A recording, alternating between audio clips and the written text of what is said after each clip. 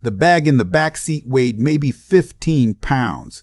My grandson, Lucas, was buckled in next to it, 8 years old, swinging his legs and humming some song from a video game. We were 40 minutes outside Cleveland on I-71, heading south through farm country toward the rest stop near Mansfield, where my daughter-in-law had asked me to drop off some paperwork with a woman named Brittany.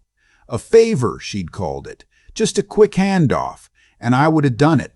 I would have driven all the way to that rest stop and handed over a duffel bag I'd never opened, because that's what I'd been doing for 2.5 years. Favors, no questions asked, because my son's family was struggling and I had the means to help. Then Lucas said something that made my hands go cold on the steering wheel. "Pop, Pop, will the candy lady give me the orange ones this time? She gave me lemon last time, and I don't like lemon." I looked at him in the rearview mirror. 8 years old, innocent face, Spider-Man t-shirt.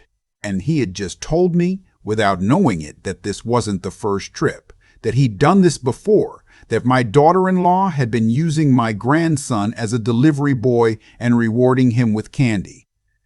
I didn't say anything for a full mile. I just drove.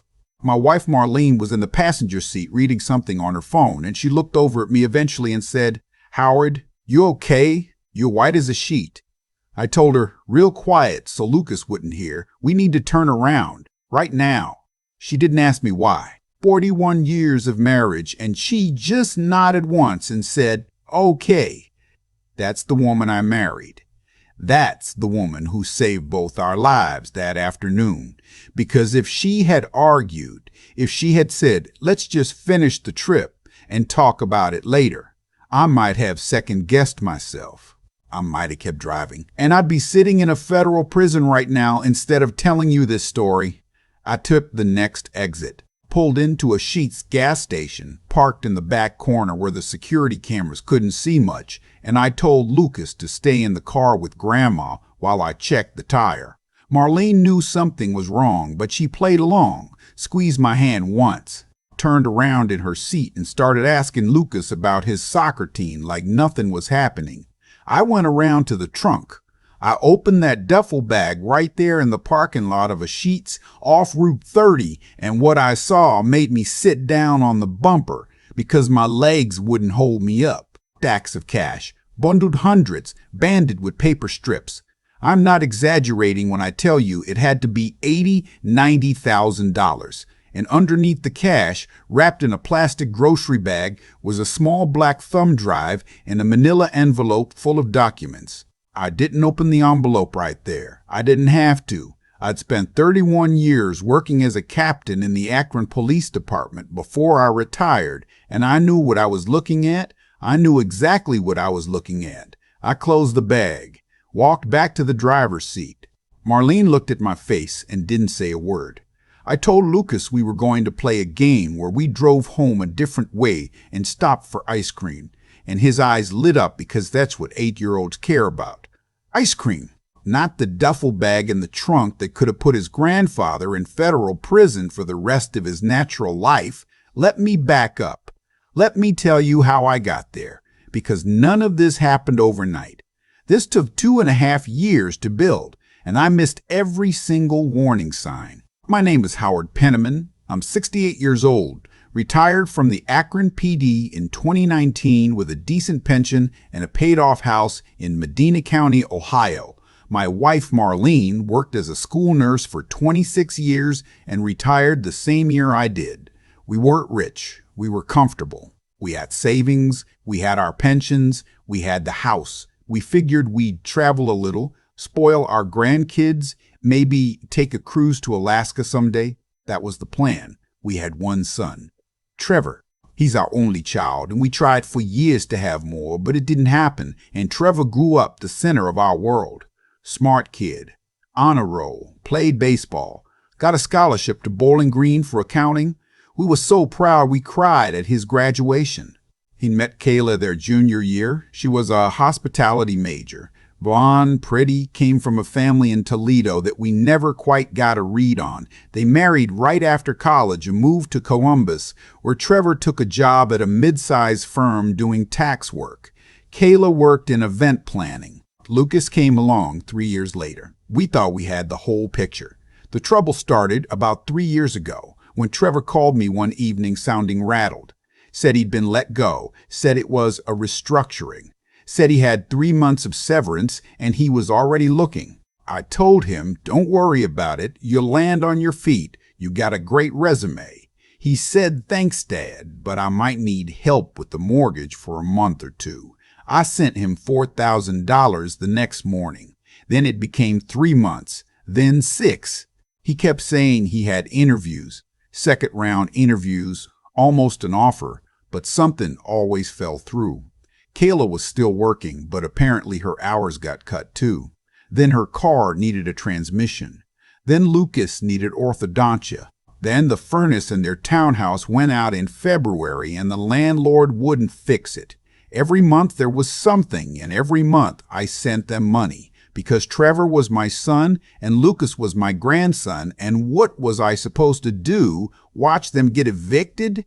By the end of the first year, I'd sent them around $35,000. By the end of the second year, it was closer to 90. I never asked for receipts. I should have. I see that now. But Trevor was my boy. He'd never asked me for a thing in his whole adult life until that first phone call, and I couldn't bring myself to make him jump through hoops to prove he was suffering. Marlene asked me more than once if we should slow down. She'd say, Howard, our retirement isn't bottomless. And I'd tell her, once Trevor lands the next job, he'll pay us back. He's a good kid. And she'd give me that look she gives me when she's right and she knows I won't listen, and she'd let it drop. Here's the thing that should have tipped me off. About 18 months ago, Kayla started getting weird about visits. Used to be we'd drive down to Columbus once a month, see Lucas, take him to the zoo or the children's museum. Then suddenly Kayla was always sick when we wanted to come, or Lucas had a school project, or there was a stomach bug going around.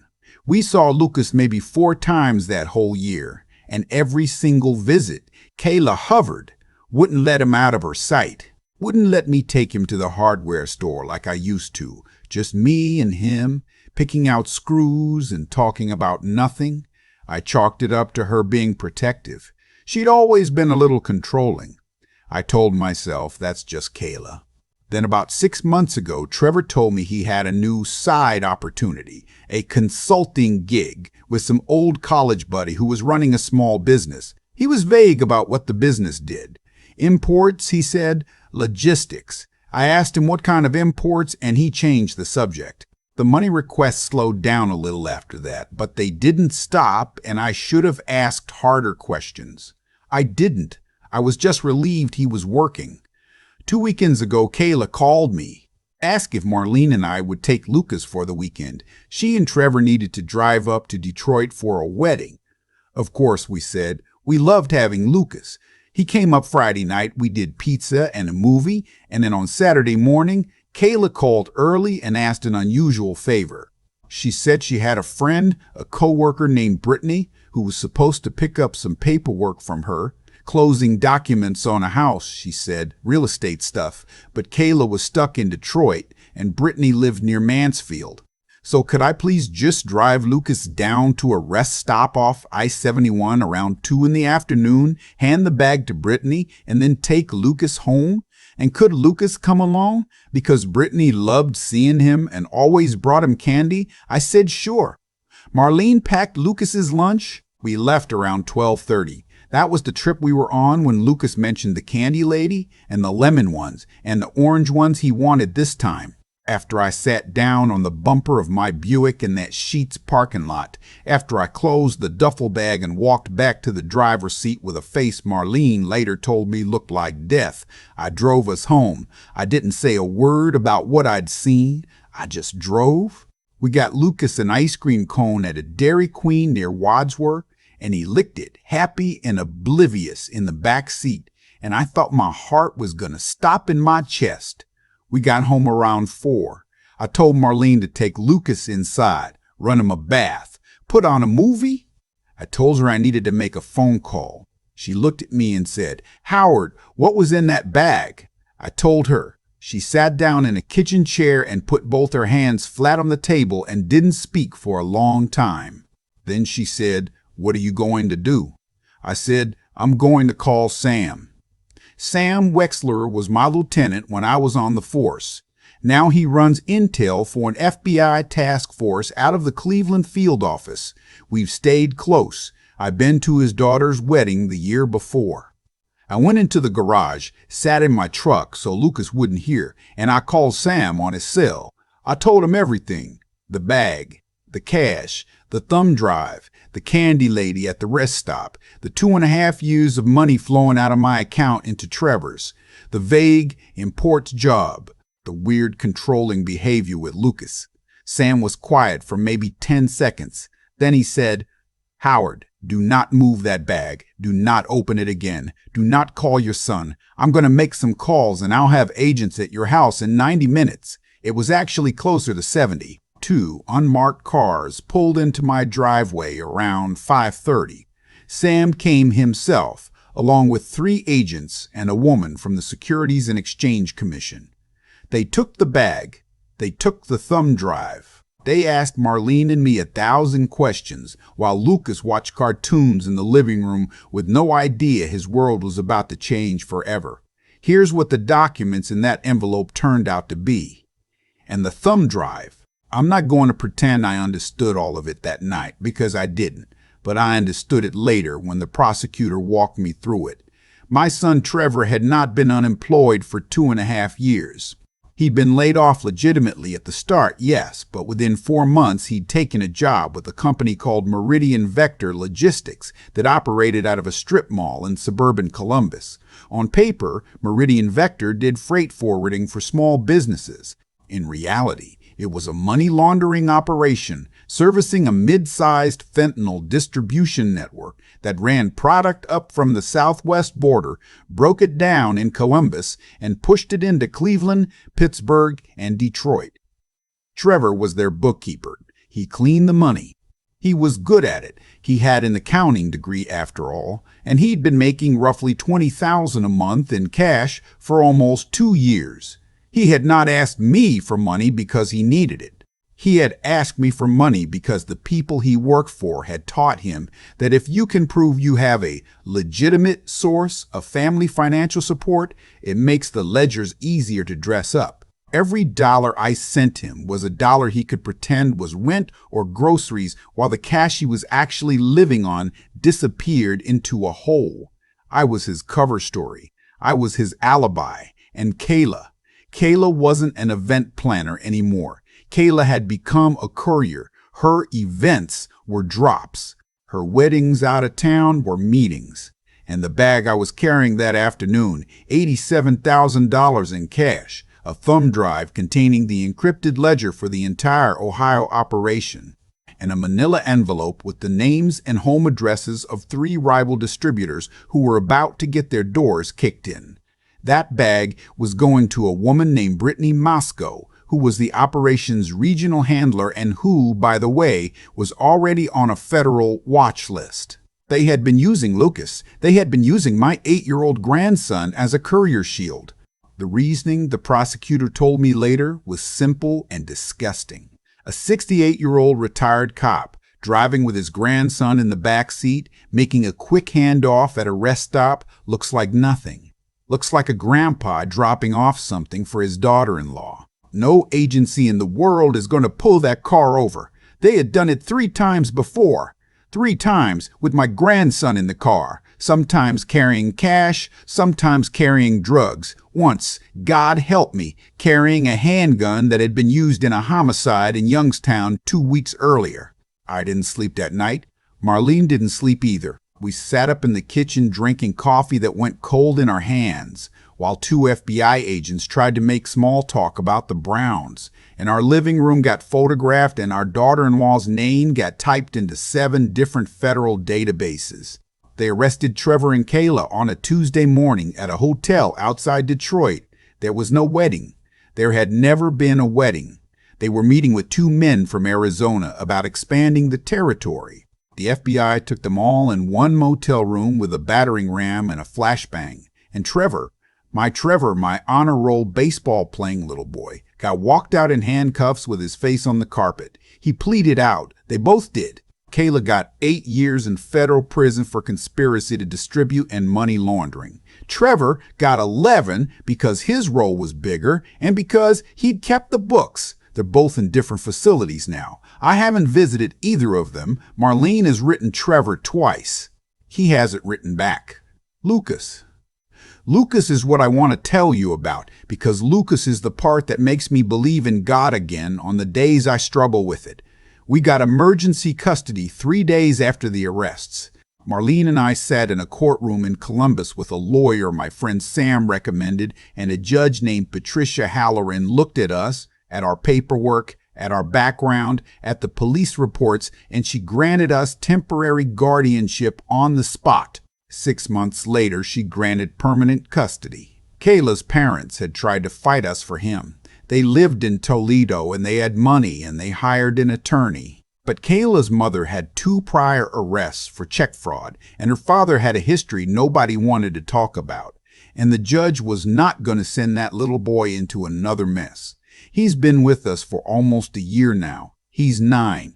He's in 4th grade at Highland Elementary in Medina, and he's on a soccer team called the Thunderbolts. And he calls me Pop and Marlene Mimi, and he sleeps in the room that used to be Trevor's, on a bunk bed I built him myself with my own 2 hands. He asked us about a month after he came to live with us, when his mom and dad were coming to get him. Marlene took him on her lap. He was almost too big for that already, and she told him the truth in a way a child could understand.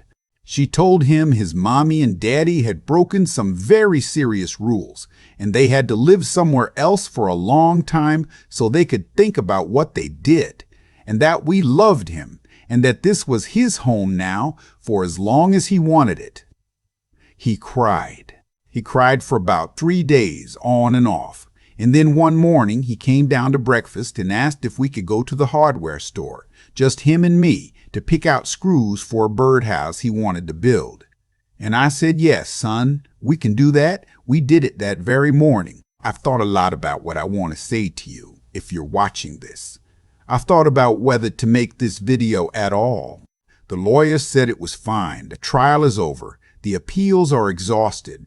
Lucas's name is sealed in the court records, and I'm not violating anything by telling the story.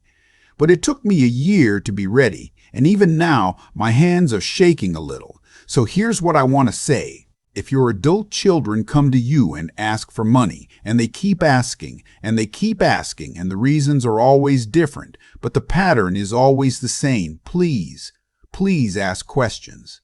I know it feels like a betrayal to ask. I know it feels like you're calling them a liar. I felt that way for 2.5 years, and I sent them $90,000, and I almost ended my life in a federal prison cell because I was too afraid to make my son show me a receipt. Ask for the bill. Pay it directly to the company. Don't send cash. Don't send Venmo. Don't transfer to their account. If your son tells you the electric bill is past due, call the electric company yourself and pay it. If your daughter-in-law says she needs help with groceries, send her a Kroger gift card, not cash. Trust your kids, but verify that isn't cruelty. That's love with its eyes open. And if your gut ever tells you something is wrong, if the story doesn't add up, if the visits stop, if your grandkids start saying things that don't make sense, if you start feeling that little cold feeling in your stomach when their name comes up on your phone, listen to it. Pull over, turn the car around, open the bag. I want to say one more thing about Marlene. People have asked me over the past year why I always credit her with saving our lives. Because I'm the one who figured out what was in the bag, right? I'm the one who used to be a cop. I'm the one who yelled Sam. But here's the thing nobody understands unless they've been married a long time. When I told Marlene we needed to turn around, she didn't ask me a single question. She trusted me with our lives in that 1 second. And if she had asked me even one question, even one, "Are you sure, Howard?" I might have caved. I might have talked myself out of it. I might have said, never mind, you're right, let's keep going, because I didn't want to believe what I already knew. She trusted me, and that trust is the only reason we made the exit. The only reason that bag never made it to Brittany, Moscow at the rest stop off I-71.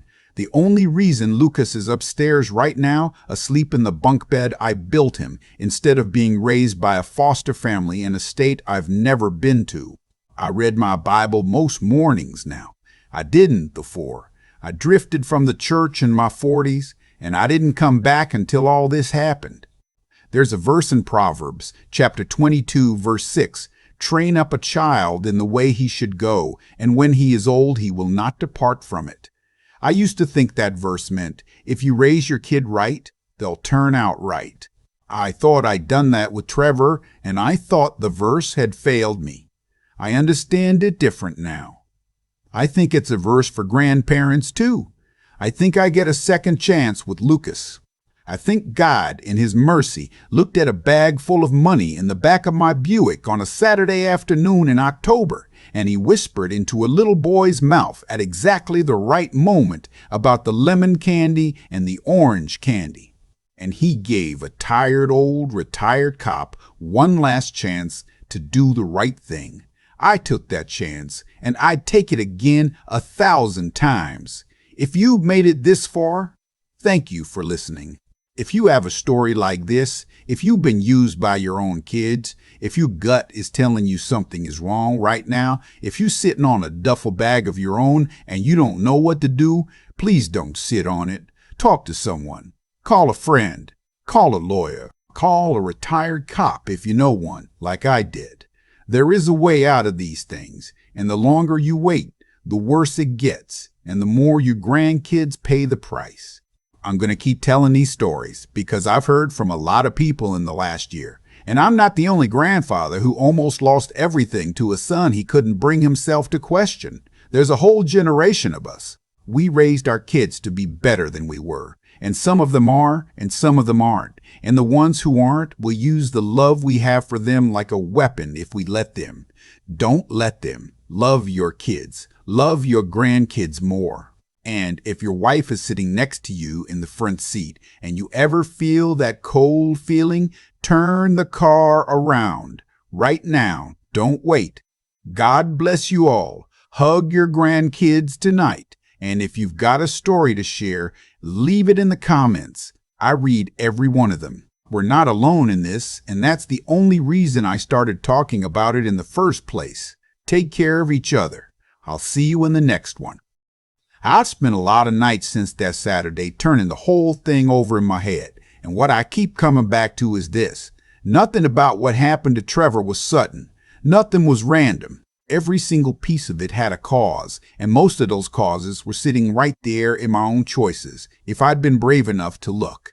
When I started writing him checks without asking questions, I told myself I was being a good father. I wasn't. I was being a comfortable one. Asking questions is hard. Asking your grown son to show you a bill, to prove the rent is real, to explain why he can't get hired anywhere, that takes more spine than just sending the money. And I didn't have that spine. So I wrote the checks, and Trevor learned what I'd taught him without meaning to, which is that the people who love you the most will look away the longest. That's the cause and effect part, the part where I have to sit with my own role. But there's another piece, and I think this is the part I want anybody listening to actually hold on to. The day Lucas mentioned the candy lady, I had a choice in my chest that lasted maybe 4 seconds. I could keep driving and tell myself I was imagining things, or I could turn around. And the only reason I turned around, the honest reason, wasn't bravery. It was that I'd spent 31 years on the police force learning to listen to the cold feeling in my stomach instead of the polite voice in my head. Wisdom isn't something you're born with. It's something you build, one uncomfortable decision at a time until your gut becomes louder than your fear. And nerve. I want to talk about nerve for a second, because turning that car around was nothing compared to what came after. Calling Sam. Sitting across from federal agents in my own kitchen. watching my only son get walked out of a motel in handcuffs on the news, telling Lucas his parents weren't coming home, standing in a courtroom asking a judge to give me a child I never planned to raise. None of that happened because I'm a strong man. It happened because Marlene was next to me, and because I decided once, just once, on the side of the highway, that I would rather lose my comfort than lose my soul. So if you're listening to this and you got a feeling in your stomach about somebody you love, I'm going to ask you the same thing I had to ask myself. Are you raising your kids and grandkids to be good, or are you just raising them to be comfortable? Are you teaching them that love means no questions, or that love means the courage to ask the hard ones? Because Lucas is going to grow up in my house now, and the one thing I will not do, the one thing I will not do, the one thing I swore in that courtroom, is repeat the mistake I made with his father. He's going to be loved hard, and he's going to be questioned hard, and he's going to know the difference between a gift and a bribe, and between a favor and a setup, because I'm going to teach him. That's the only inheritance worth leaving.